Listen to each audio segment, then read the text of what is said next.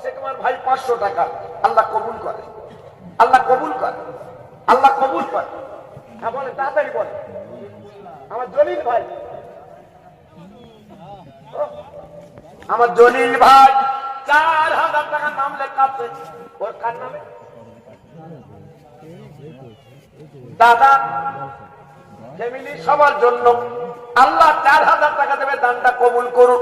একবার জোরে চিল্লে বলেন মারহাবা, নারে তাকবীর। আল্লাহ কবুল, আল্লাহ কবুল, আল্লাহ কবুল।